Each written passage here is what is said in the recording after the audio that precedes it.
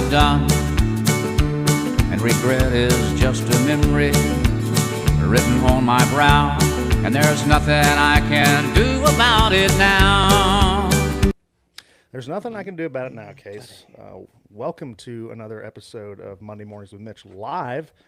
I'm your host, Mitch Morse, joined by Hahey. Case, what are you indulging in this evening I for our have special guest? the tastiest of beers, Labatt Blue, buddy. Oh, fantastic. I'm You know, a weirdly massive enough, fan of Labatt Blue. I don't know if you can see it over here, but I got a little, I don't have an actual ice bucket, so I got a popcorn bowl with some ice and some blues chilling. which also holds in most families' houses, is where you barf in as well. So the popcorn barf bowl is now Casey's blue and Labatt Blue Light ice chest. Forgive me for not being in a robe, still not having anything on the wall. Your kid he's a depreciating asset, and I feel like Poor guy. I sneezed too hard, and my elbow locked up. So the doctors here in Jacksonville, Florida, were nice enough to get me a little emergency scope surgery. That being said, I know people say don't drink after surgery. To that, I say I'm a grown man. You don't tell me what to do. Do what I want. No, that being said, please don't drink and drive. Don't drink after surgery. Pretty special guest we have coming on today. But before we say that, we have our booth at the Super Bowl, Casey. Number 34, buddy. Number 34. So please come if you're there. Join us. Hang out. Try to make it fun. Might have a few beverages in there. That'll be a hoot. Let's get our guest on. Let's get our guest on. Spencer Brown joins us, season 2, the first ever guy we've had double on. And look at Look at Spencer, baby. Look at Spencer. Hey, Robe nice. party. I see 0 robes. You guys live. Yeah. No, that's fair. Big robe. It's a party That's of fair. one robe over here. That's fair. Big. You're you got a good hat though, buddy. It's a good looking hat. We're matching, aren't we? We are matching, which is fantastic. What are you drinking on there, bud? Well, Cromer was over here yesterday, and he brought me this lovely bottle of Patron Reposado, if I'm pronouncing it. Ah, fantastic. It's actually a smokier side of a tequila. I put it in Tell a us bourbon. about it. I learned about all the mathematics and all that stuff like that with Cromer. But He it's does pretty like cool. his tequila. Yeah, it's really nice. He's a teacher. He's a All teacher. bottles before I'm out of here. Oh, he's a teacher on and off the field. The man knows. If you don't know Cromer, he knows his booze. He eats salads, but he makes up his caloric intake through libations and beverages. Hey, since we brought up Coach Cromer, pretty sad news for the guy, but you also are elated for him, right? Like one of the best to do it. Tell us about these last few years with him, and when you heard the news he was going to retire there, Spency. Yeah, Chrome's just absolute legend of a O-line coach and just human being, as we all know. But yeah, he was over here and we talked a lot about why it was time to go. And he's been coaching for 25 years, and he was telling stories. But he's like, back in 1999, dude, we had this guy. I'm like, I was 1 year old, and I'm sitting, and we're drinking tequila, and you're telling me stories. It's he's awesome though, best coach I ever had. Legend. From technique, philosophy standpoint, but also just a guy in the room that you want to come in every day and listen to him and play for him as well. So just he's gonna be missed, and just cherish the time they had with him, and we'll see him again. He's having a retirement party this summer, so I'm sure it's gonna be a not sober fest down there on the beach in Florida. I might make the jaunt over to the Gulf side of Florida to come hang with the fellas. That being said, I guess it's not so secret news that Pat Myers is the new offensive line coach. Do you know anything about Pat there, Spence? Yeah, I was going to mention that, but I also didn't know if it was 100% out there yet, so I didn't say anything. But yeah, Cromer's here, and he talked about Pat Meyer, had a lot of good things to say. I didn't know that Coach Meyer was with him here when Cromer was here in 2016. So, kind of same mind of O-line play and the philosophy. And I guess he's a good guy. I've heard good things from Kendrick Green. I actually called him today on FaceTime and talked to him. He was like, you guys are so lucky. Like, just to go from Chrome to Coach Meyer, you guys are the luckiest. So, looking forward to that. And I'm sure we'll be in contact this offseason before we come back in April. Pat, he was the offensive line coach for the Steelers when, I mean, for the past few years, and when I hit free agency, I was thinking about going to Pittsburgh. I flew in, and he was going on a family vacation, and they asked him to stay. So he canceled his flight for his family vacation to hang out with me all day. And I'm talking a big game, like I can't wait to be a Steeler, and then it didn't work out. And I don't think he was the happiest camper. So you made him miss a vacation. Is what you're saying. I did. You well, owe- no, you owe he Pat- you owe was Pat he was Meyer a he was vacation flying out. He was flying out, I think, and later family that time. night. But I do have to apologize to him when I see him. That was a scummy move, and not good business. Speaking of good business, Want me to hang Spencer- out with me. huh? Yeah. Sorry, Mr. Family, hang out with me. Hey, sorry. I know you love your family. You don't see them often. Would you come hang out with me? And then I don't come. That's sick. Pretty scummy move by the kid, dude. So the pressing topic of conversation was something you were present at today. It seemed like a celebration of sorts. Joe Brady's introductory press conference couldn't have gone better, in my opinion. I thought he did a fantastic job. Tell us what the emotion was like, the energy was like on the ground floor. Yeah, it was cool. I was going to go, but I didn't realize that they were going to reserve like front row seats for us. I was kind of just going to stay in the back and be like, oh yeah, I'm reserving. But now we're right there in the heat of it. But it was cool to see. There's a handful of guys there, so it was cool to see them there supporting Joe. And Bean said one of the best.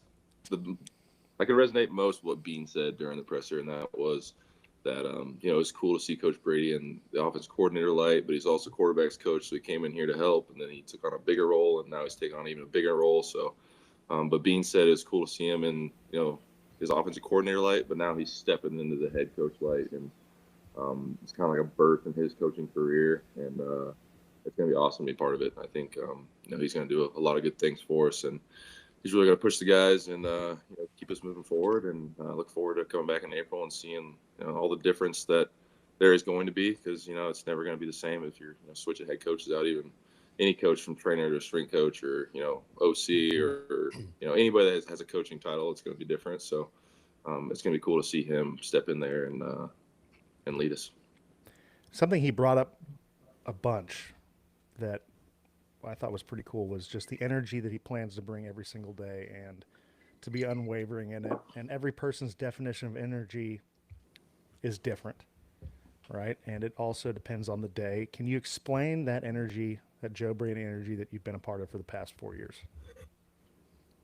I didn't see it. I mean, obviously, I could see him motivating Josh. He's a quarterback coach, and see him in passing, obviously. But and when he turned over to OC and just the positivity that he brings in, and how much he loves the smallest of details, like being in meetings and Khalil's running a 40-yard sprint just to clear out a shallow coming across the under, and we got a gain of 6 yards. But Khalil had to sprint halfway down the field just for us to get 6 yards, and he pats those guys on the back, or wide receivers blocking, or I said in an interview after, like if Greg Rousseau sprints across the line on outside zone and blasts a guy out of bounds for a 2-yard gain, he's going to highlight that.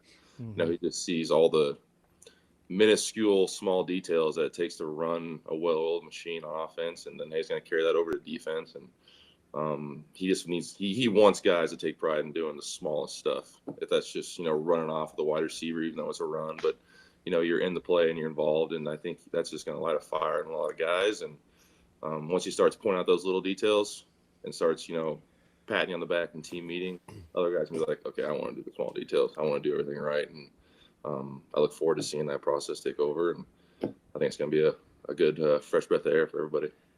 Yeah, it'll be fun. I think just change in general sometimes can be difficult, but when you have a guy who just seems, and another thing that he said that I think can resonate with you or Case or anyone who's been in a locker room or who's had kind of this authoritative figure as a head coach is you want someone who's themselves. And that's something he brought up was like, the one thing I've learned through having all these head coaches is that I'm not going to, of course I've learned stuff, but I'm not going to try to be them. I'll try to be myself. And it's the easiest thing to read through as a coach trying to be something they're not. Mm-hmm. It's exhausting, and it's something you can't really articulate at times, but you can just kind of feel the energy. And I think he's going to do a good job. The one thing I had a question for you, though, was he did bring up you in particular in his introductory press conference, saying that he's going to do some sort of like dig dance around you when you give up a sack or pressure. Is there a chance that you cold cock your head coach if he gets in your face? Yeah, Brady and I have a good relationship. Obviously, he's been around, and now he's going to step in that role. But he did say that he's going to be excited. And the only thing I pictured was like the first day of one-on-ones and full pads. I'm Greg Rousseau's going to long arm me inside to death. I'm going to get planted, and he's going to be in there talking shit to me. So it's going to be fun. But like I have that relationship with him, so it's going to be easy to kind of like give it back to him. Like, why the fuck can't we run a crack cross? Where's that at? But Yeah. It's going to be awesome. He's young. He's has a fire under him, and I think our whole team's going to feed off that, and I think it's going to bring us closer, and it's going to be a change for all of us, and we're going to have to face it head on and come together and get it done. So it's going to be awesome. Well, you'll get there 2 weeks early. That's the beauty of having a new Easy. head coach. Is We're going to you talk get about there. Your vacation's already minus 2 weeks. That's fantastic news.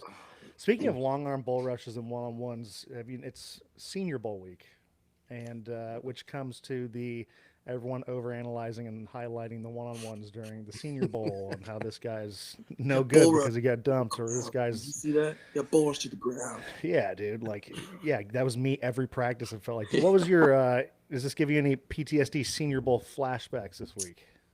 Yeah, actually, when Cromer was over here yesterday, we had it on, and like the one-on-ones were going on, and the group periods and stuff like that. And we were just kind of like talking shop about it. How, like obviously for those kids going through it, like the next step towards their dreams and their goals, and they're super, driven to do well, and obviously being driven and anxiety about all that. There's a lot going on down there, and everybody's trying to show like who they are, and it's a unique experience. One of the harder weeks, I think, through the whole pre-draft prep is like they keep you up. They kind of want to simulate a week, but they keep you up late. Like I remember having meetings at 11 o'clock at night. And I had to wake up at 6 to go to practice with the same guy that I'm meeting with at 11 o'clock at night. It's like, that's great. But they just want to see how you respond to, being tired and, overloading information on you. And can you pick it up fast and execute, or let your instincts help you execute, whatever. But it was a cool week. And down there, you get to meet a bunch of guys. Like I met Creed Humphrey down there, Quinn Miners, Jalen Moore, Jonathan Cooper, who I played in the divisional round. Like he was down there, he was my teammate. So like he actually beat my ass in one-on-ones down there. So it felt good to kind of, I'm evolving. Yeah, it's cool. You meet a lot of guys down there, and then as you get started in the league, you still remember them, and it's fun to go back and talk to them about that or whatever. But it's a cool experience, and obviously all the families enjoy it, and meeting players from all over the country. So it's awesome to do. Yeah, fellowship is primo, right? But it's also got to be one of those weeks where you step in there, and no matter how highly touted you are, or under the radar you are, you feel like you're on the same playing field. You feel like you have an opportunity to kind of make that next step. Is it weird that it was 5 years ago for you? Did it feel like it is a little weird because now I'm watching them like, oh, those kids look so young. But when I was there, I was like, I'm so old, dude. I'm a mature old adult and play football. And now I'm looking back, I'm like, this kid's gonna be flying. Like this is gonna be overload when he gets in the NFL. But they'll figure it out, or sometimes they don't figure it out. But do you enviously look at their lower back and their elbows and their knees? Oh my God, those elbows ankles are so fresh. Those knees have zero arthritis in them. Oh, yeah. Well, okay. Well, so you're coming into year 6, Spence. Is that correct? Yeah.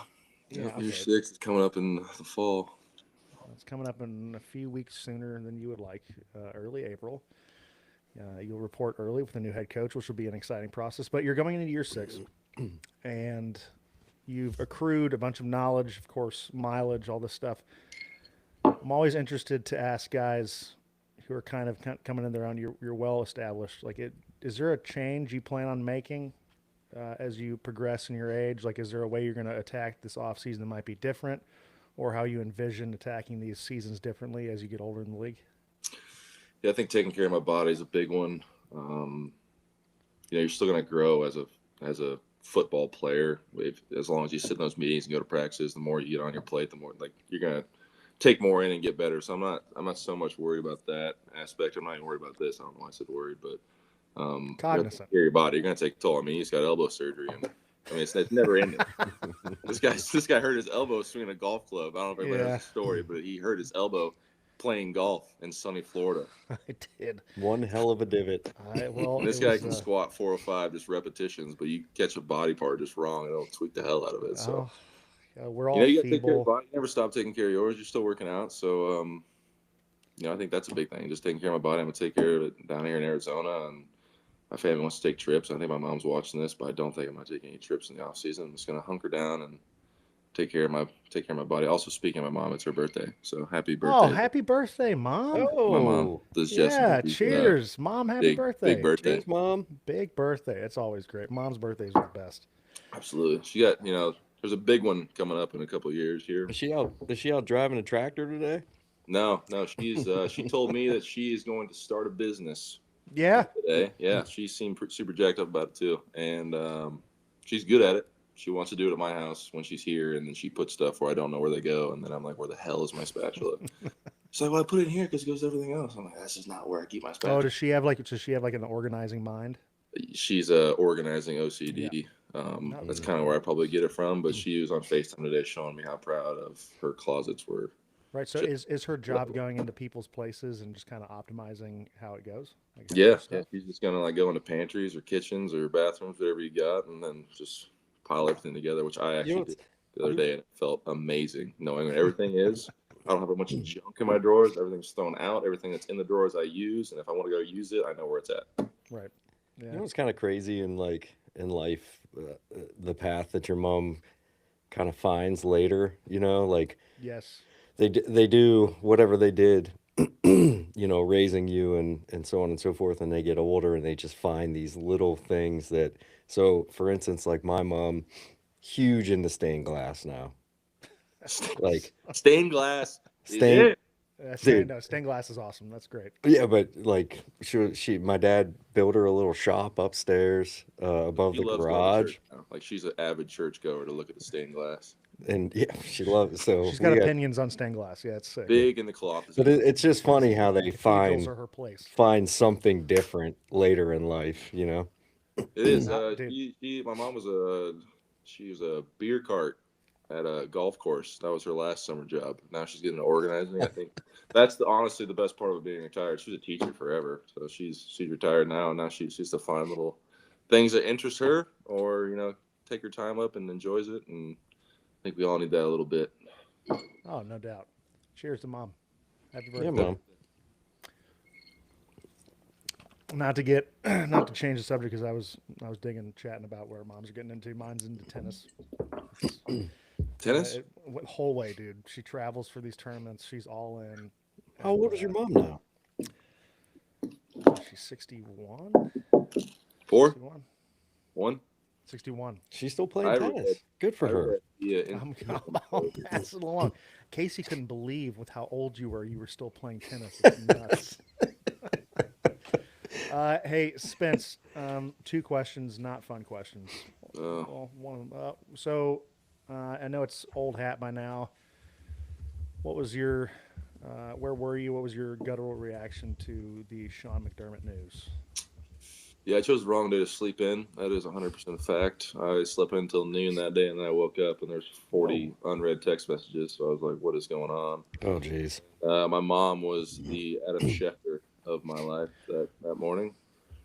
She's the first text I read. So, yeah, I heard the news, and obviously shocked. I did not see that coming, but yeah, McDermott did a lot for the team, the city. Brought us back to where we are today, and wouldn't be here without him. He's the one that drafted me. I came here and started my career for him. So I don't want to really ever have to switch a head coach ever again. So Right. Hopefully it's one and done for me. I know it's part of the business, and I'm sure he knows that too. But this is a production-based business, and we keep falling short. So we'll roll on from there. Yeah. Well, does it make it easier that the new head coach is a familiar face? Does it make it easy? Does it make it easier? I think so. I think it's not just kind of put it on its head there and with change. We have a familiar face, obviously, that you just said that we've seen and been around a lot, and everybody likes Brady in the building, so I'm sure it'll be great. Yeah, I just love, because we would get, they'd have the barbers in every week, and of course I would get my beard trimmed because that's all I can trim, and guys are getting, I don't know haircuts, but they're getting all line, and then Joe Brady had a outstanding 4 p.m. lineup every week. Brady looks good. He's fresh. He's fresh. You could tell he got that cut, dude. I'm a quarter ginge. I respect the ginge game. Yeah. I mean, listen, dude. Quarter ginge. Hey, my beard gets a little red, it gets a little blonde, and I respect the game. Yeah, I mean, Tough sledding out here in that sun. You guys wouldn't sunscreen is understand. still being applied by the head coach. A lot of sunscreen still being applied by head coach. Big SPF 30 guy. Oh yeah, it's humongous. Sunscreen actually causes cancer, so don't put it on your skin. Easy. Everything causes cancer. Everything causes cancer, dude. Put sunscreen on, kids. It's conspiracy, bro. Although I leaned Whatever in you heavy want. to the El Natural, dude. I don't know about you. I'm trying this new deodorant with no aluminum in it, and No it's pitting just out. No pitting out. it's all I do, and I instantly. It takes me an hour before I stink. Dude, so it's just like, what do I want to either die of this metal or be smelly and no one want to hang out with me? I think I'd rather die. I think I'd rather love die your musk. early than people not wanting to hang out with me because I stink, dude. I love your musk. I No, miss you your don't. smell. It's I miss your terrible. musk. I'm like you, Mitch. I'm a sweaty Betty as well, and I've tried so many different deodorants, and I don't care what anybody says. It doesn't help. I think if It's you're like- pitting out, that means you're just like primal, like you're teed up. I can't. Dude, I'm gonna sit here at this dinner and not sweat. My body is keyed up to go out there and do stuff. It's not sitting in this nice little steakhouse enjoying some company. I'm supposed to be Right. out in the woods. I'll running. pit out. Just Like, smelling. I mean, I'd rather smell in the woods than smell at a steakhouse. I mean, yeah. because the thing is, we have this farmer's market near our house where I get some food, and they're always selling like their tea tree oils, and they got me. They got me with this natural deodorant. It's like he's got magnesium in it. I'm like, I don't know what that means when it comes to deodorant. And immediately, I don't know what it was. This deodorant, it kind of it was like icy hot on my armpits, and then immediately, so I just had this weird like peppermint bo, and it's terrible. Okay, so on the flip, Spicy peppermint. yeah, it was. I mean, I'm trying, dude. I'm trying. Mitch, you strike me as an Instagram ad buyer. Like what?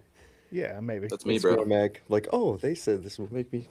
Let's buy that. It's not going to make me sweat dude. anymore. Oh, absolutely. I mean, I'm a sucker for it. Hey, so when it came to hiring Joe, what was the line of communication for that? Did they reach out to you, or did you also kind of have to figure out via the socials or your mom, for that matter? There's I mean, we're all gonna find out through Adam Schefter or whatever going on. Like, I don't think Bean has it on his list of priorities to call every player before the news. Like, hey, we're hiring Joe. I hope you're okay with that. All right, hang up. So, yeah, I mean, we all find out together, and ultimately, I mean, players, we don't decide that. Like, we don't get paid to make those decisions. It's Bean and it's front office and everybody. So, yeah, they had their own job to do, and then they went and did it, and that was the result of it. And we all get to go out there and, you know. Oh, no, dude, we're all down for Joe B. But did they text you guys at least? No. Oh, Twitter says I haven't even had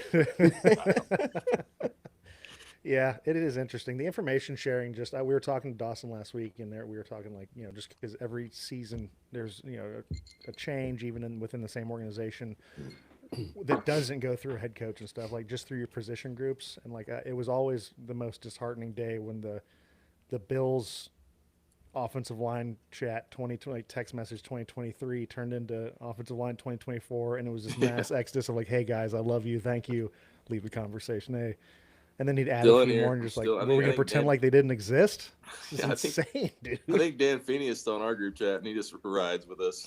He's just Oh, that's one of the guys. good little chicken, dude. Dan, speaking of the Fiend Dog, Dan Feeney, I talked to him a couple weeks ago, and he is allegedly starting an iguana removing company. It's called Dan the Iguana Man. So if you are in the Fort Lauderdale area and Dude, you'd like some iguanas removed, Dude, I do All want right. to go. I do want to go down there and do some. and I will iguana say hunting. you'll know it's Dan because he has the crispiest mustache on the lower 48. His mustache. Never met the man in person, but his mustache really made an impression on me through socials and such. And he's got the lengthy little mullet. They just me just tickles the lower back. dude, I will say this, since we're on the topic of iguanas. When I lived in South Florida, I was working at the University of Miami. There was we had a cold front come through, and it was like, I don't know, 40 degrees or something, cold front. and the iguanas freeze. They Yeah. they will freeze and they'll fall out of the trees, and they'll just lay there dead. So this guy, they're not dead, they're frozen, but this guy went and got, I think the number was 70, found 70 iguanas, and he was going to have an iguana barbecue. Threw them all in his Honda Civic, right? Yeah. And he's No, driving back no, down. No way this is real. No, it is. It's 100% real. 0% chance this is real. It's 100% real. Look it up. Oh, Driving down back to like Hialeah, and he had the heat on in the car, so all the iguanas came alive and attacked the shit out of him. He was all scratched up. He was on 95. He wrecked into the fucking median, and he goes and gets out of the car, and there's iguanas all over the freaking highway. Look it up. He's an iguana smuggler. Hey, AI got case, dude. That's crazy. No, AI dude, got because him. I lived there. AI It was snagged him. this was Kind of crazy. It's kind of crazy they can stay alive. Like they freeze to death, they die, they come back alive. This was I pre don't think AI. they don't die, dude. They're just like I think comatose. They just pass out for 3 days and then That'd be walk crazy. back in. Yeah, no, they're like Jesus Christ. 3 hang days, out. I'm back, 3 baby. days in the back. Hey, dude, one thing I wanted to ask because you probably have people on the ground. Are exploding trees real? Yeah, I don't know. I wish I could see that happen. I know that trees blow over because there's about 40 of them in my backyard that are just Right. But concave. you've seen these videos and people supposedly getting. It's got to be AI, right? These Yeah, that trees the that trees explode. freezing so much that they explode. I'm like, just I don't think that can happen. I don't think that's true. No, I don't. Right. That's I all get a heard. lot of my information from Instagram. I'm not buying. I'm not buying the exploding trees. Everything else, I'll think about it for a couple days. But Sure. exploding trees because it's cold. No. Sure.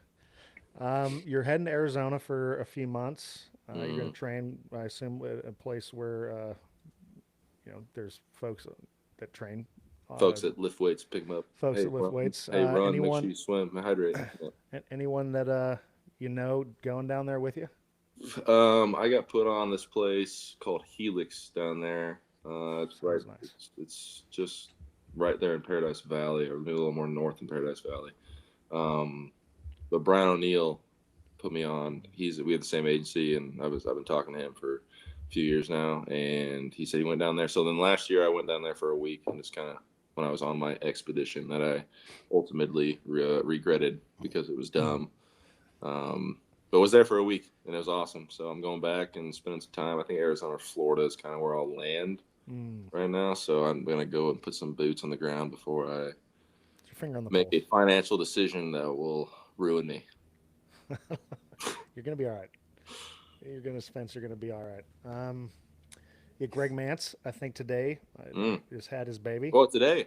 I think I called him last night. Greg Mance. Greg Mance, congratulations, my friend. Today. Greg and Emma Mance. They had a little Mance that we do not know the identification of. No, well, we do. I don't know if we're allowed to say. I know it was. Let's let them decide, you know? Yeah, that's their prerogative. Give them, let the kids decide. Hey, Spence, were you ever teammates with Davis Webb? I was for a year. Pretty impressive Dragon. stuff that he's got going on, isn't it?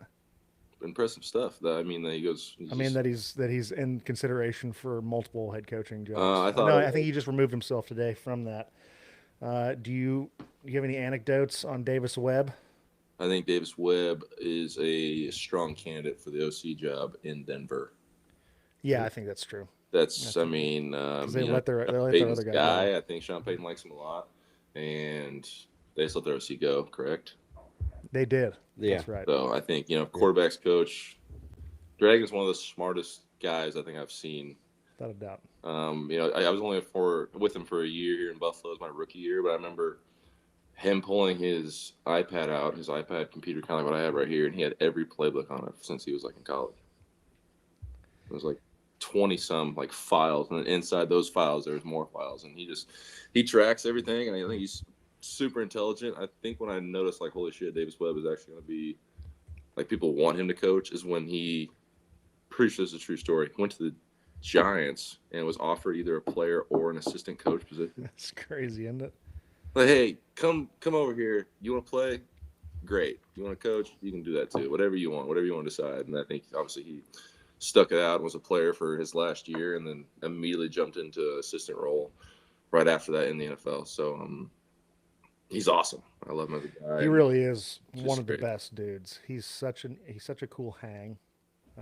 He's one of those social chameleons, and he's a diabolical coach. I mean, even as a player, he would do. I know it's well documented, but like his advanced scouting and what he would do, and the coaching he would be able to give offensive linemen on the sideline, because it's rare, or because there's backup quarterbacks or third string quarterbacks sometimes are on the sideline, dressed out or not dressed out. They're always watching and stuff, and they're trying to either see what the quarterback's doing, but it's rare you can ask a guy outside the offensive lineman what you're seeing from the offensive line and them give like a credible answer and act like they know what they're talking about. I think he's going to be one of those really fun candidates in the future here, especially if he gets an opportunity to call plays. He's meant for it. Yeah. It's Was he crazy. 30, 31. 31? I was going to guess 33. So, yeah, he's super young. So, I mean, future's bright for our boy Dragon. But awesome. It's just you're getting that place where teammates are coaching. Yeah, It's there a was rumors wild that deal. I think he interviewed for our head coach job. He did. Yeah. And when that came across, I'm like, is the guy I bonded with my rookie year legit going to be my head coach? Like, that was a thought of mine. Like, that's just how the NFL works and how fast the turnaround Well, is. it's interesting. When they were talking to Joe about interviewing, and Brandon was, they talked about him walking in with an absolute clean slate, and that's got to be really tough, especially when you do have a previous relationship with people. But I really liked how they said, and Brandon straight out said it, like he had the biggest hill to climb in these interviews because of that. And he still stood out. And I think when you can coach and you can be a leader of men, that stands out. And I think Davis Webb will be one of those guys we look at here in the future and see that he's doing it a big time. Casey, I don't know if I didn't ask people to ask any questions. Are there any questions? Is this you team me up so I can see like 3 of my best friends who I personally know? No. No, not Mitch's mailbox. No. Not Mitch's mailbox. That jigs up, dude. No. But we do need. Oh, so you're saying like this was a live video and people were putting in questions while we're going? Yes, yeah. Oh, cool. Hello, people. I kind of forgot that there's actual other people that are going to be watching. Yeah. Mitch, you I may do have have to give us some balls before I put this robe on because I was anticipating a robe party with my boys. Yeah, Well, just I will the say fellas this. in robes. I will say this in the chat. It has been confirmed by at least 3 people that trees exploding is real. Whatever, Oh, fake sick. news. Fake But it doesn't actually explode. It just cracks, and it sounds like the tree explodes, but it was split.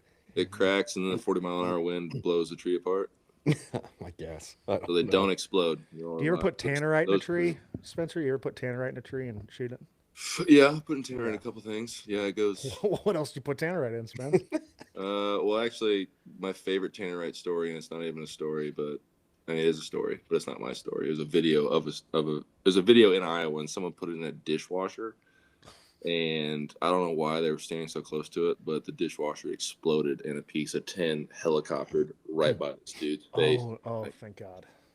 I'm gonna stand so far away when we blow up tannerite, but it looked exhilarating. Well, we do. I know you already talked about this, Spence, when we talked to you earlier in the year, but there's some people in the chat that want you to talk about the honor flight and meeting with the veterans when you were out in DC. Yeah, teammate of mine, Ryan Vandermark, and myself took part in the honor flight. Flew from Buffalo to Washington. It was just a day trip. I think it's a 2-day trip. We were only there for the day, but just got to spend time with them. Flew in right away, got on a bus from that airport, and drove straight to Monument. So I actually went to a dinner first with everybody, and they did like the letter, like pull out of the box, like they did overseas, like roll call pretty much, like come get your mail. So they did that. They stuffed a letter in there. My brother wrote me a letter, and then I cried like a baby after I read it. Yes. Super caught off guard, and I cried. So 2 things that I absolutely hate, but it was cool. Excellent. Letters are a big thing for our family, but after that, went to those monuments, and you got to spend time with them, and they were looking for names that they had served with, or families. It was just it was pretty cool to kind of put yourself in those shoes and the emotions that they're feeling and what it was like over there. So it was just a super cool moment, and hopefully get to do it again this spring. I was busy last spring, but hopefully I can jump back on this year. Yeah, that's a unique experience, man. Yeah. Talk about it. Red, white, and blue, baby. It's a party. Hey, did you see the new Budweiser commercial? I did. Did you see it? I did. I haven't, but I just know Budweiser commercial and Super Bowl just gets my American blood flowing at 160 beats per minute. It's got the wakes heart up, my soul. Yeah, it's true. I'll have a Budweiser. I mean, it's the most American thing I've ever seen. Yeah. I'll let you say it's sick. It's hard to explain, but at the end, there's an eagle on top of a horse. Eagle on top of a horse. Overhead. Yeah. Spence, one of the first interviews we're doing when we go to the Super Bowl is with the flyover folks, the pilots. Pilots from where? That are doing the flyover for the Super Bowl. Oh, they're doing the flyover for the Super Bowl. That's good. That's sick. I actually, the only encounter I've had with a pilot was when the Blue Angels came to Buffalo. Tom Adole and I were at a bar and got to meet a guy, and then he gave us a ticket. I was super sick, and I just can't wrap my head around that. I'm just not. I mean, I'm an airplane guy, but I couldn't imagine. Yeah. I can't. I'm an airplane guy. Can't do roller coasters. So wherever the how does that work? Are between there is the threshold for me. So I can't imagine that. But badass. You're not a roller coaster guy. Absolutely not. I don't want to be thrown around against my own will. All right, but I think you're just too big for a roller coaster. Yeah, is it because your feelings were hurt? Let me just bang my knees in the front of this chair. All right, okay. Hopefully, I don't slip out or break the harness. I'm 310 pounds. It's just I shouldn't be just moving. Like, my body does not move like that. It hurts me. Yeah, your lower lumbar is not going to be super used by that. Yeah, but that being said, there's those ones that you can that you sit in and your feet dangle down and you can pull over and your feet just kind of go. That's like right up your alley, dog. Yeah. All right.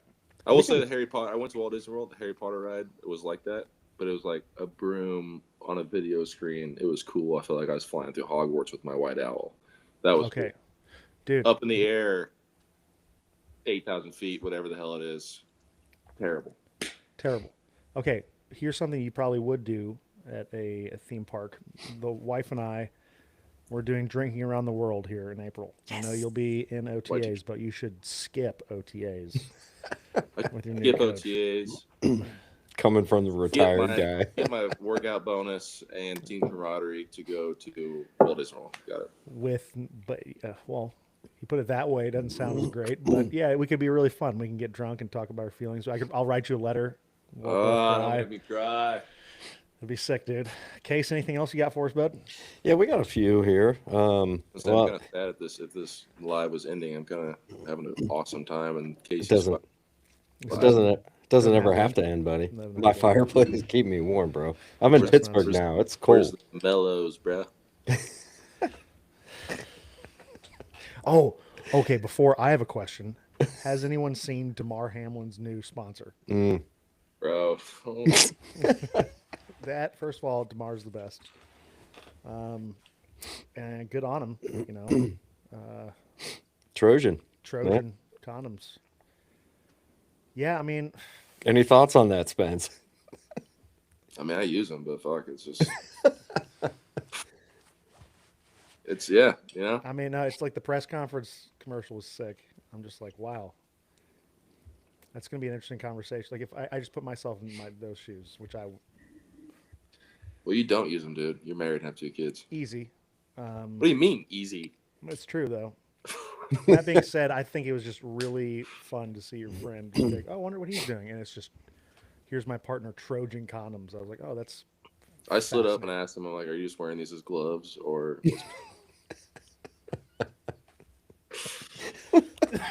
Oh, any more questions, Casey?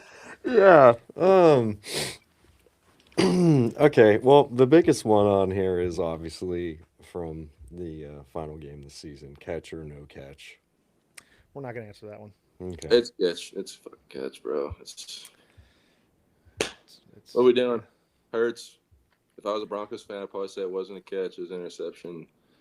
Fine line. Yeah. Okay. Yeah, dog. that locker room after that game seemed. Oof. I mean, I've been in a few locker rooms after Yeah. playoff losses that gut wrench. That one just seemed. Yeah, I wasn't in there, but it just seemed different. Yeah, it's I mean, you were there for the 13-second game. That hurt. Lost a sense of the year after that. It wasn't really close, so it didn't hurt as bad. We knew we were going to lose. So I'm not saying we knew we were going to lose. No, I know, I'm but saying, like, yeah. once the game gets I out get of hand, you're like, yeah, fuck, boys, there's not enough. There's legit not enough time on the clock to do this. So let's just enjoy these last couple minutes. But for it to end like that, been a part of a lot of losses that hurt, and nothing hurts worse than the locker room after that loss. So I think I didn't really lose my emotions when we lost the game. I've lost games before. I'm sure I'll lose games in the future, whatever. But the last game of the year hurts when you don't win, but it hurts the most because you go in that locker room and young guys don't really know it yet, but like there's guys in there that you may never see ever again.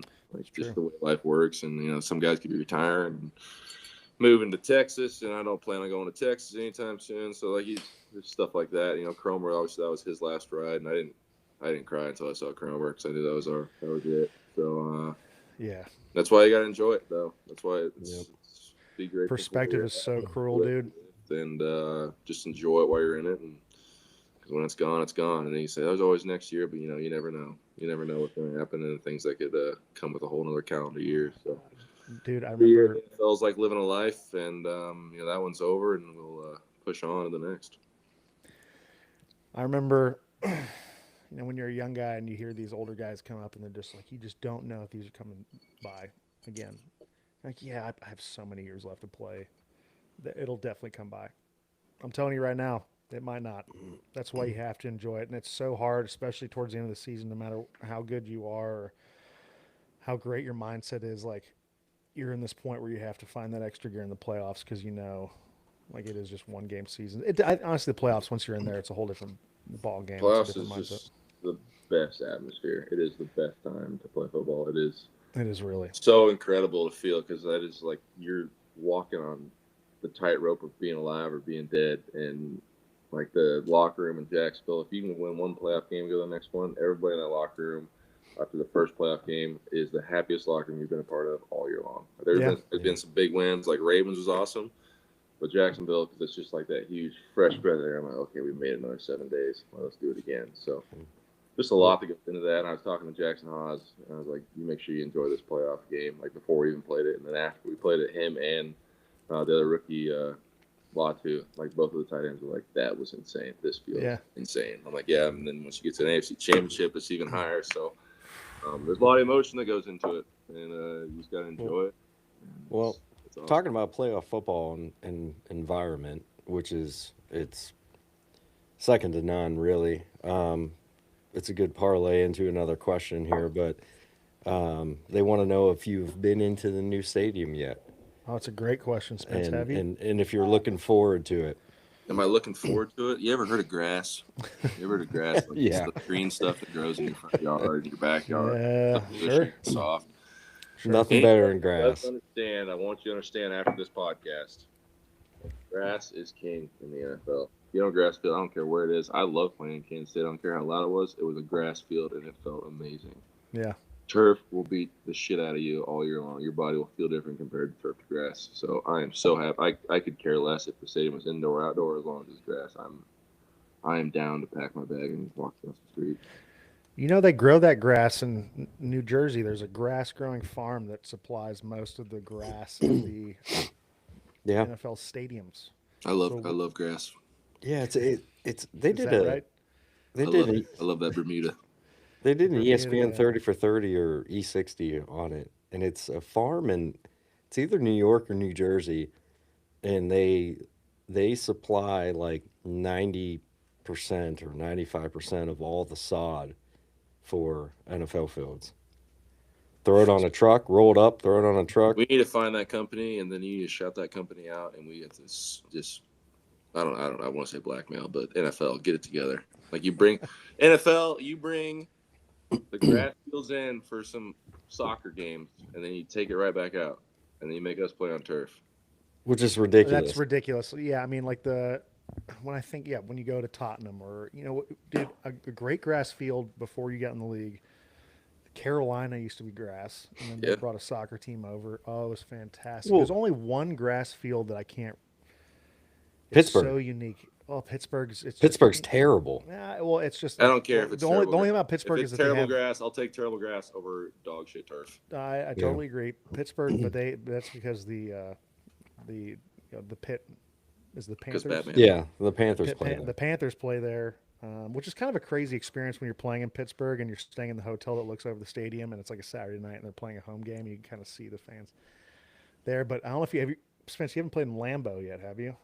I have not. That is one I've been looking forward to when we play there next year. But Lambeau will be the same grass setup as ours. Like whatever the heated.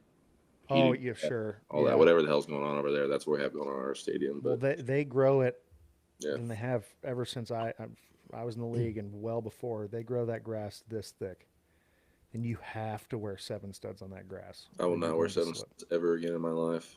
Why is that, dude? That shit's uncomfy, dude. I I don't. love it, dude. I love 7 studs. I'd rather slide across the grass than have my feet stuck in it, and then oops, I get just concaved in the backside, and oh, there goes my knee. And I guess I'll see you on the beach. So I'm retired. I'll tell you what.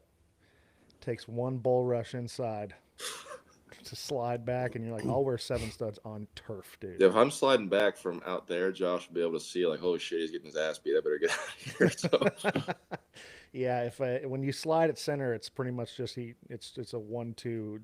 The quarterback's dead. you have nowhere to And go except you have back. nowhere to go. So my welcome to the NFL moment south. happened twice in one game. He was one of our teammates, Linval Joseph. Oh, he's big. My rookie year. We were playing. It was the year they were moving from the stadium they were before to their new stadium, so they played at Minnesota, the university. I had 3 holding calls from grabbing him while he ran me over, 3 of them, and That's bullshit. no, he was tremendous. Well, Linval's so big and is like so intimidating because his head doesn't fit the helmet, so his face is just like it's all in there, right? It's wild, and he's just got that arm brace. It robs your soul, dude. It was an experience. And then Geno Atkins, I don't know if you know who Geno Atkins is. Absolutely. Took my soul as well. That rookie year, man. Talk about the Senior Bowl. The kids getting run over every play. I got ran over once a day. That's how you learn. It's okay to lose, folks. It's okay to lose a couple reps. Once you wake up on Sunday morning, make sure you lose maybe 1. Well, that's a real healthy way to think about it.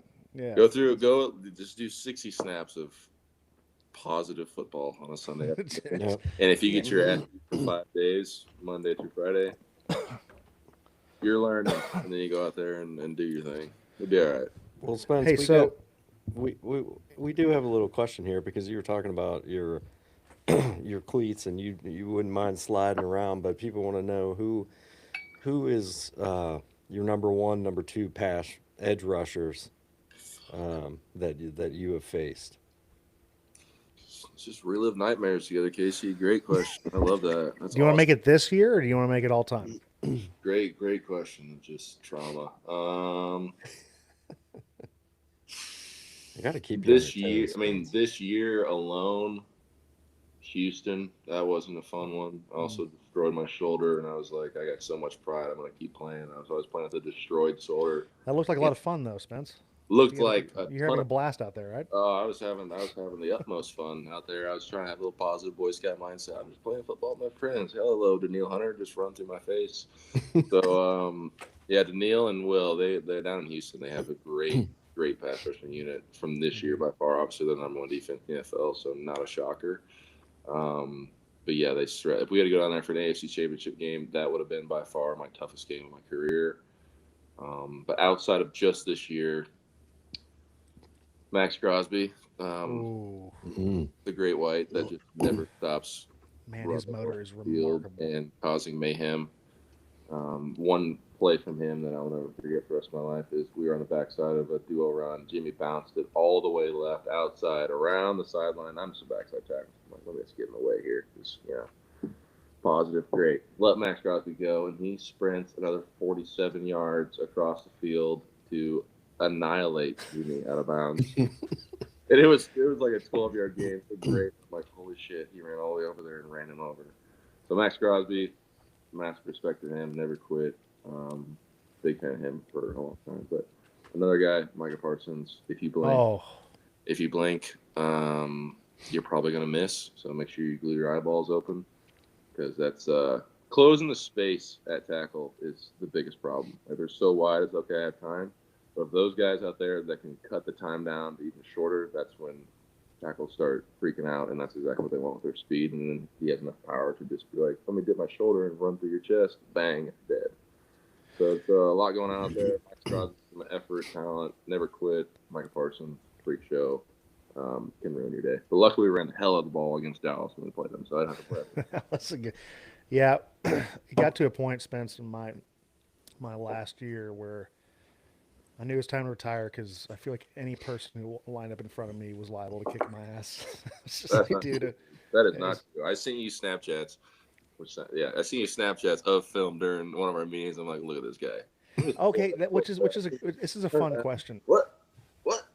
This is a fun question. Isn't it a wild experience? So say you're on a team for a while, and then someone leaves and plays for another organization, and then you're playing a team. So say you guys played the Tennessee Titans, and I'm on the Jacksonville Jaguars, and you're watching the Jags play. Isn't it weird to see your friends that you played with play for another?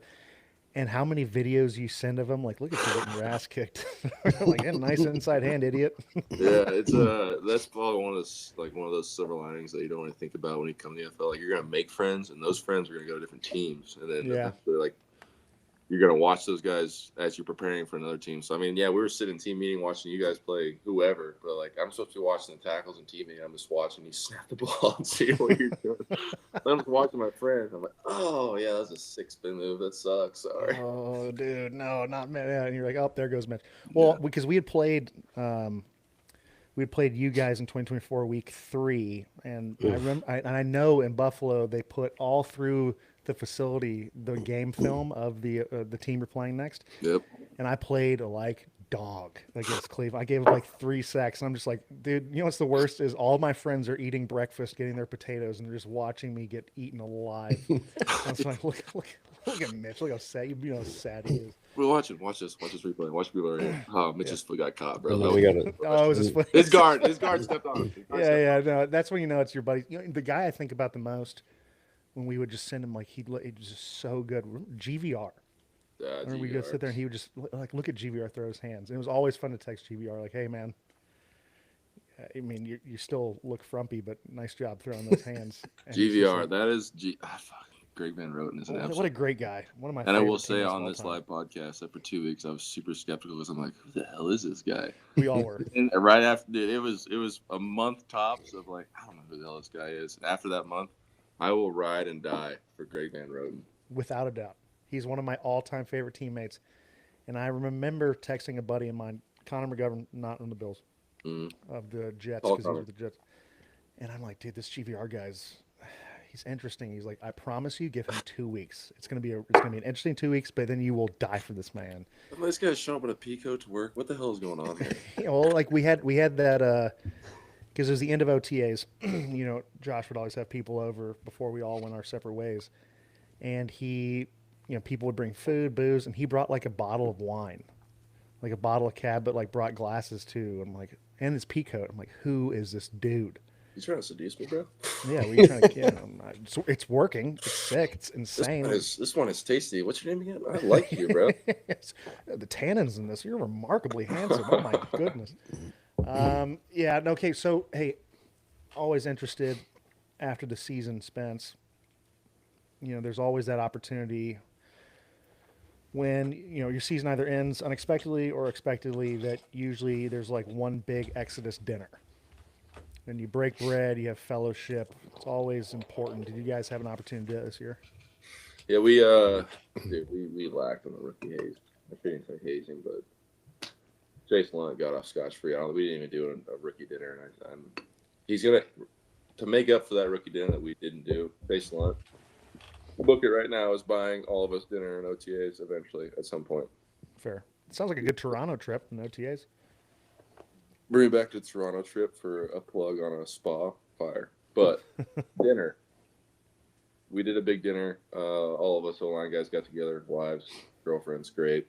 Cromer and Austin and their wives were there. So it's like not a farewell dinner, but recap the year. Went to Buffalo Chop House, had a good dinner, and just sat with them and shot the shit. And just kind of a weird, I don't want to say weird, but Chrome's leaving.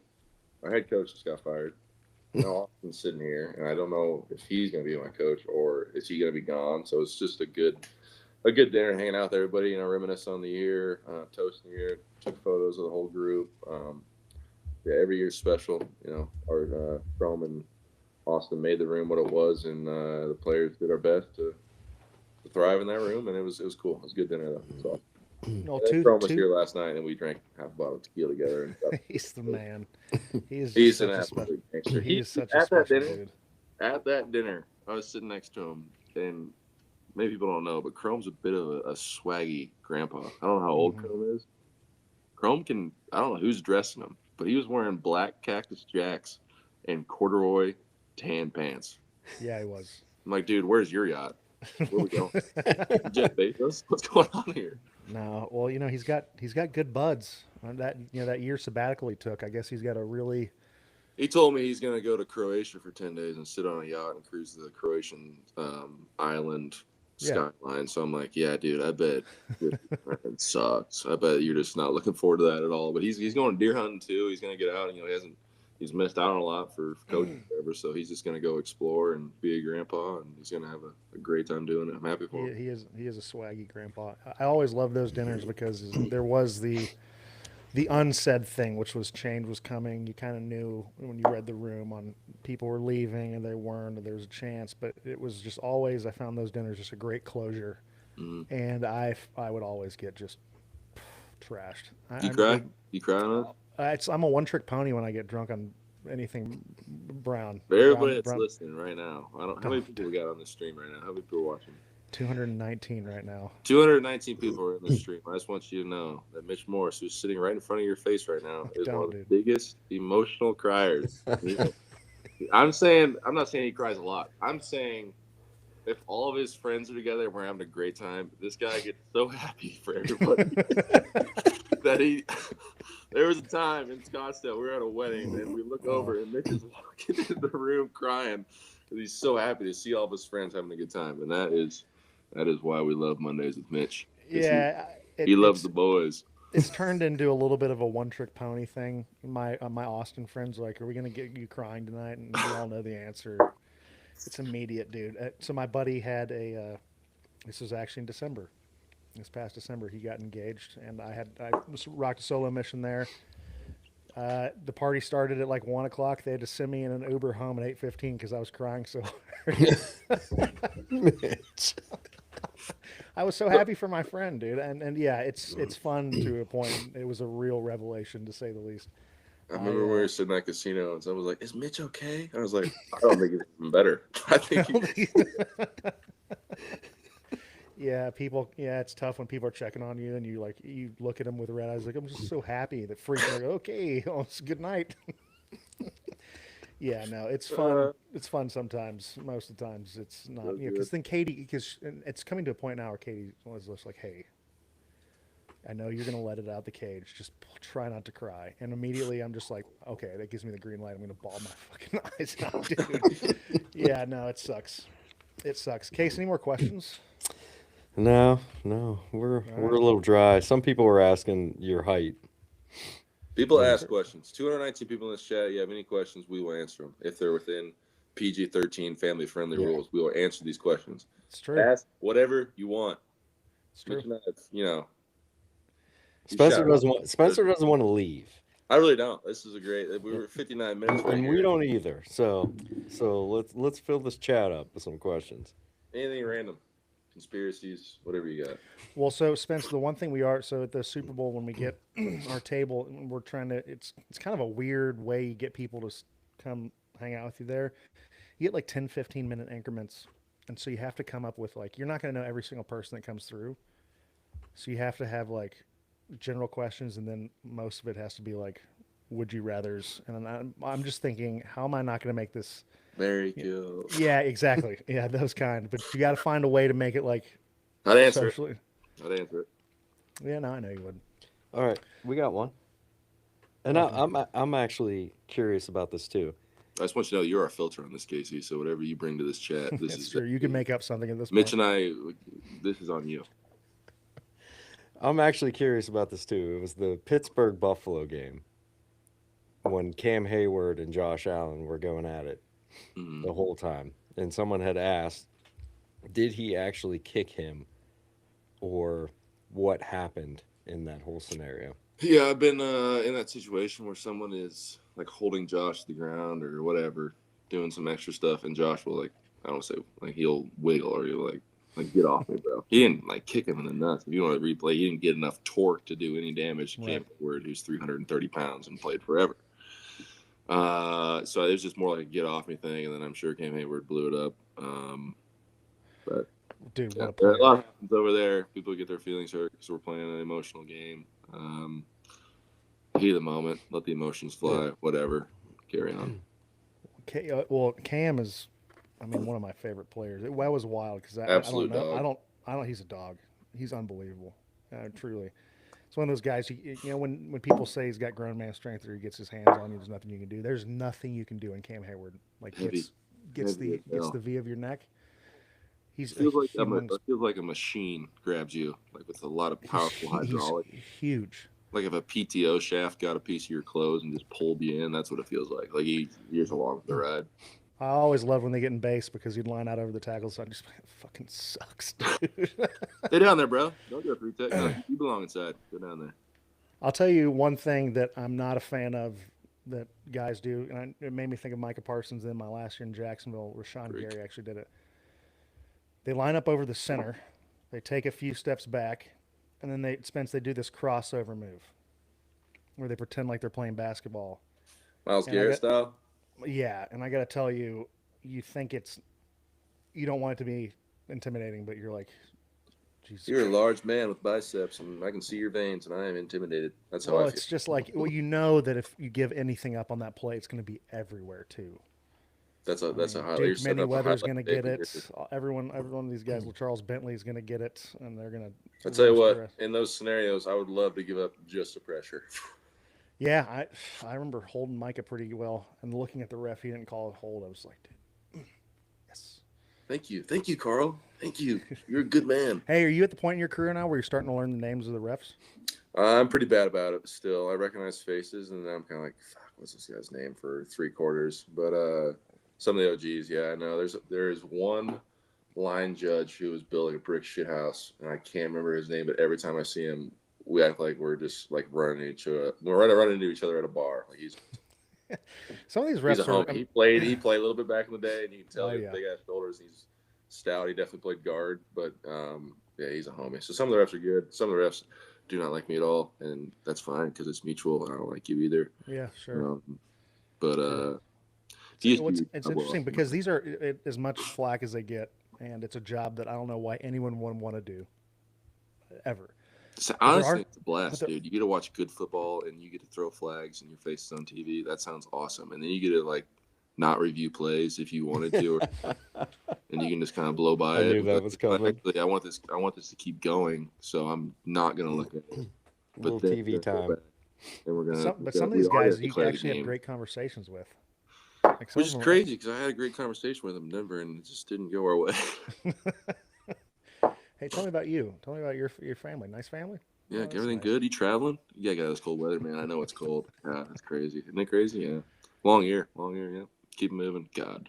Do your best to be on that good side. Actually, there was a referee who gave me his white hat. I remember I was joking with him during the game, and I asked for his hat, and he said, I'll give it to you after. And he gave it to me in the tunnel, and it is in my No way. I think it was Carl Sheffers. I'm not even going to lie. Right, who was in Denver, which is probably why we were friendly for a little bit, but until we weren't. Oh, Carl. Love you, Carl. That's pretty cool, though. Are you going to miss not going through the same tunnel as the opposing players? Not at all. Not at all. Yeah, the solo tunnel is cool for the aspect of you do get to rub shoulders with everybody as you're on your way out.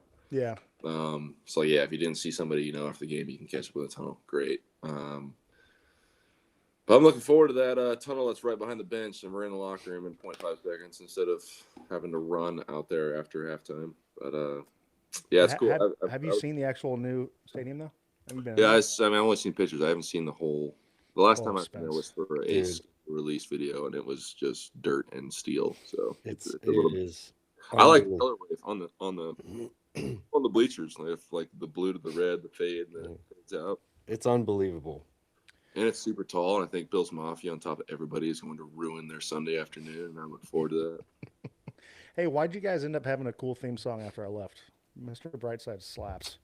Mr. Brightside does slap, but now when people play, it's like, all right, we get it. Yeah. Like, don't you have a song you like and you overplay and you ruin it, and like, however so long. Like, don't be just playing that to play it. Like, now that's built into something. Yeah. All right, so here's a question for you: if you had your own song that played in the stadium that would get you fired up like Mr. Brightside does for the fans, what would it be? You saying like a song for or an artist? I'll tell you if they talking about like like a hypo like a get the people. If they played E40 at any point during a game, it'd be over for me. Mitch, you love E40. E40. I love E40. Let me look through my games playlist here of what would be sick. If I remember correctly, you like to keep it pretty mild on the ones and twos. You're not ones and twos. What are you talking about? On your headset before the games, music. Like you don't keep it like it's pretty PG.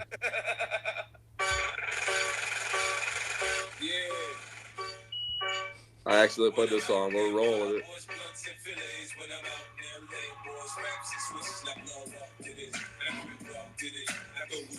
I could see the Holy Spirit moving through my body, dude. The show has gone off the rails. I'm glad I stopped that because there was a lyric coming up that wouldn't have been good. But I don't know of a song. I always said that if I had a walkout song for like baseball, if I was a pitcher, it'd be "Corn Fed" by Shannon Brown. Oh yeah, that's a solid white boy pitcher that's coming in to throw gas like at 99 miles an hour. That would be my ultimate goal. I don't know. I feel like I'd go. Yeah. You ever heard that song? I just can't imagine throwing anything with my elbows. I'm saying in an alternate life, if you were a pitcher coming in for the 6th through 9, 8th, 9th inning, and you're coming in to throw gas, what would be your walkout song? Yeah, but you're not. You're not. Yeah. You're not. No, you don't think so? No. E40. Miss New Booty. Yeah. Yeah. No, that's not E40. Dang. What's the song called? No, it's not. It's not E40. What's the song called? No. What's it? Nope or Yup by E40. Everybody's got choices. So we're going out to San Francisco. Mac Jones, we're going to have dinner with him before. Legend. And he said he ran into E40 recently. That's and amazing. told him that how much I loved him. And of course, it's insane. Like, hey, there's a middle-aged white guy who's retired in Florida who really thinks you're great. And he was like, strong beard. Cool. But I'm really hoping he can make the introduction, and I'm trying to memorize the Everybody's Got Choices song. And all I want him to do is I want to go through the whole thing, and he just says nope and yep. It's the whole thing. Are you familiar with the song? Let's try to look the song up. What's the song title? Choices by E40. Choices, but yeah. Someone in the chat just said that. Yep. It starts off. Nope. You're gonna want to end it before it. How long is it? What part are you gonna do? Well, there are some words I have to work around, including if you keep playing the next 5 seconds, dude. Oh. Right. Yeah. You'll say that one. No, I'm gonna finagle my way around that one. But my goal is to find a way to sing that song, and him just be proud of me. That'd be sick, dude. Eric Armstead, D tackle here, was in San Francisco forever. I told him about that, and he's like, "Let's call him right now." And I grabbed his phone and threw it. I'm like, I can't. I don't want. Part of me doesn't want to meet my hero. You don't want to meet E40? No, of course. I mean, more than most things. I don't even know what he looks like. I gotta look him up. Oh, dude, the king of the slaps, lord of the slaps, Bay Area's finest. We beat he to rap. Looks he beat swaggy. Oh, he's swaggy. Yeah. He's got the beanie on. The beanie with the glasses. And then if you get him and Too Short, there's an album they did together, pretty tremendous. But I grew up on Houston hip hop, and Down there in A the lot South. of Houston guys. a lot of dude. I'm back a Eminem kind of guy, you know. I love Midwest. Eminem. sure, he's great. Absolutely. All for it. Lyrical Any more genius. questions? He is a lyrical genius. Can rhyme orange. Stuff just like your glasses. It's hunter safety glasses you got on, dude. Those These swag, are blue light, so I can sleep tonight after Oh yeah, how's your sleeping journey going? this. It's good. You know, I've tried the mouth tape journey. I've tried the glasses. I like the glasses a lot. It puts me to sleep. Like someone's kind of rocking me and tucking me into bed. It's nice. That's nice. I found out this year, really, through my house, that I hate overhead lighting, and I will have a lamp in every corner of my house. I think overhead cam lights are dumb. Dude, that's my wife. We I wish I could never walk turn around. lights on. Walk around with a little lamp. Never turn lights on in the house. We have all Ebenezer lamps. Scrooge just in your nighty onesie lantern. Overhead lighting does not get turned on in this house. It's That's what it always I watched It's the always the Instagram lamps. reel about kids with ADHD and how the overhead lighting in schools is causing them to not sit still, or not sit still, but sit less still. Like it jacks them up. And I was like, no shit. No wonder I hate overhead lighting, because it makes me sweat because I use aluminum deodorant.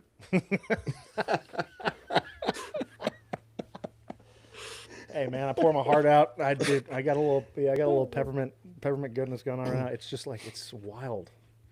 It's I haven't bananas. smelled myself in a couple minutes here. I gotta. we do have one question, which I Alright. think you've had a few drinks that you could pop this off. But Oh, Hooters, let's go. Shout out Hooters, great wing spot, great. They really Yeah. do have good wings. Great chicken. Yeah. What is the funniest Josh Allen dick joke that you have fallen for? Dick Oh, joke that I've fallen for. I'll tell you mine. I told it last podcast. I go Tell to me after, story before I tell my story, and I'll see if it's the same thing. all right, so I didn't fall for it, but he just used it as a platform. My life moment as a platform in front of the whole team. We play. I think it's your rookie year. We play the Jets, and then afterwards we have a quick turnaround to play the Patriots. We don't know that. My wife's getting induced the next day.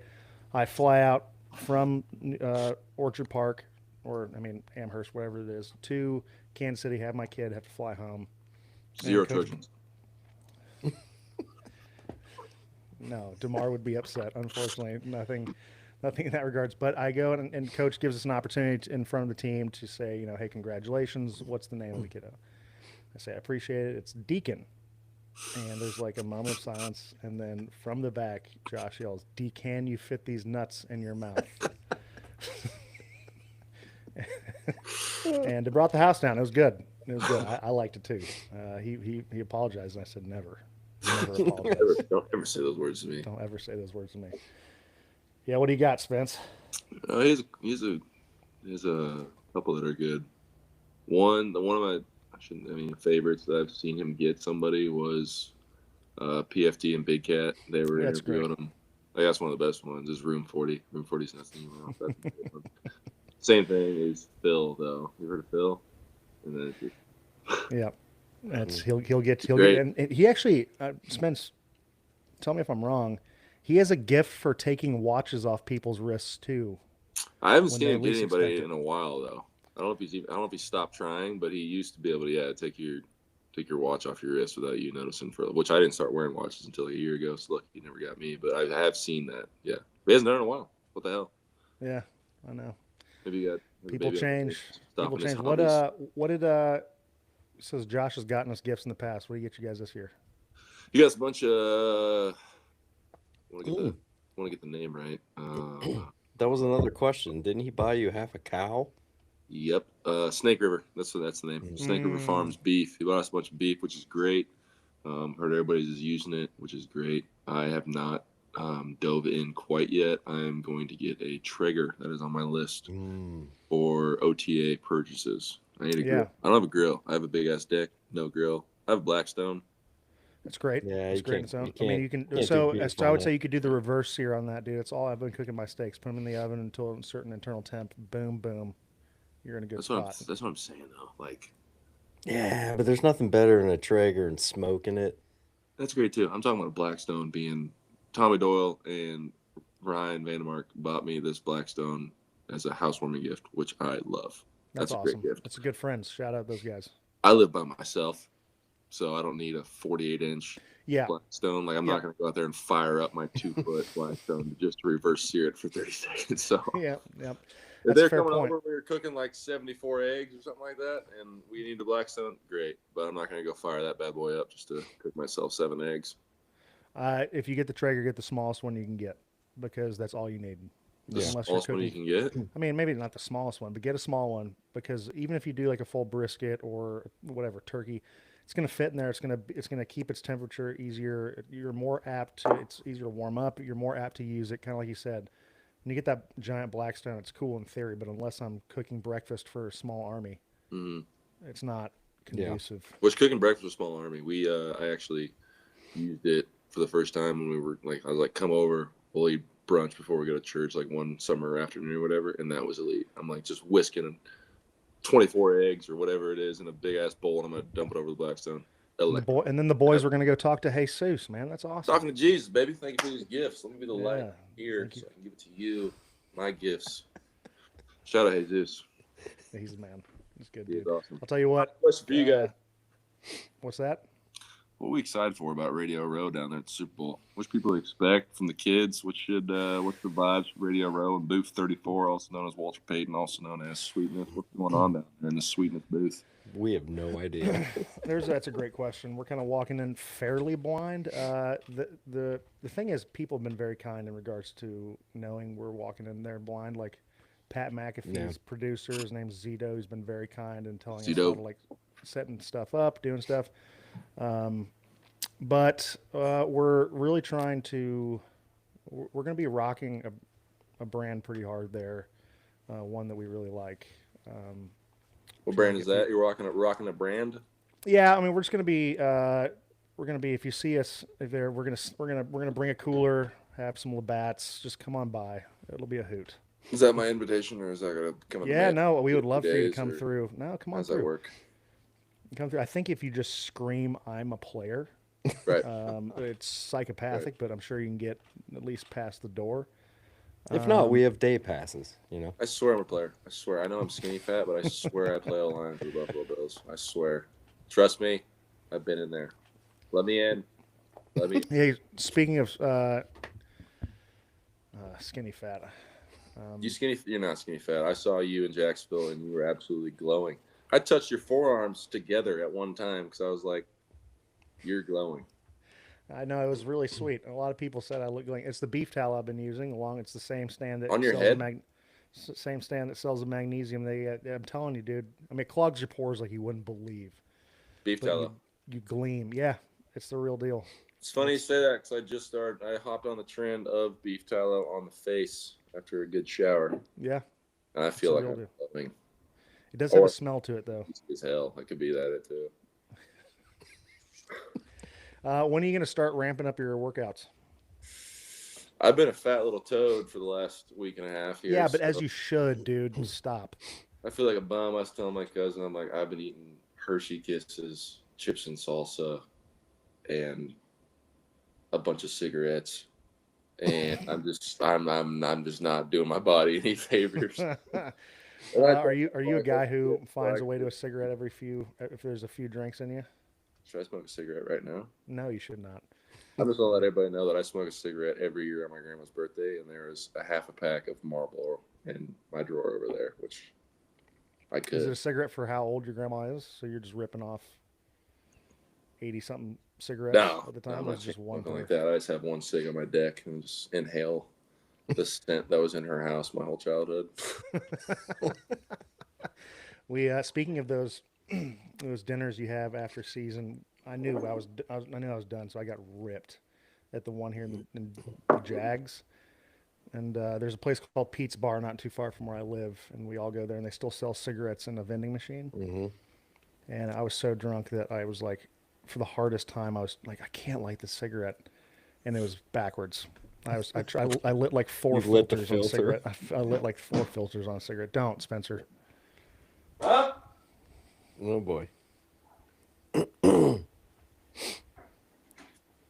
All right. Well, Yeah, fan questions. no, we might have some now. Spencer went to get some squares. What are you talking about, bro? There are, yeah. I forgot I had this little treat next to me. Cheers. I already drank. My six pack's gone. Already? Mm-hmm. You have a gift, Casey. I do. Don't, Spencer. I don't know if it's a good gift, but Don't do it, dude. No, you're going to ruin your red light glasses. That'd be all right. Any more fan questions, Case? nah. Fan questions are out. Okay, fan questions are out. What I will say, Spencer, is this was everything I wanted to be and more. These lives are fun. They are. We're looking to do more. We're looking to have you back on. If anyone listening is going to be at Radio Row, strangely, please come see us at booth 34. We'll be out and about. Free beer, beer 34. We're gonna bring a cooler and hopefully they don't take it from us. Have a good time. Just chat up some folks. It'll be a hoot. Spence, love you, pal. I appreciate you coming on, dude. Thanks, Spence.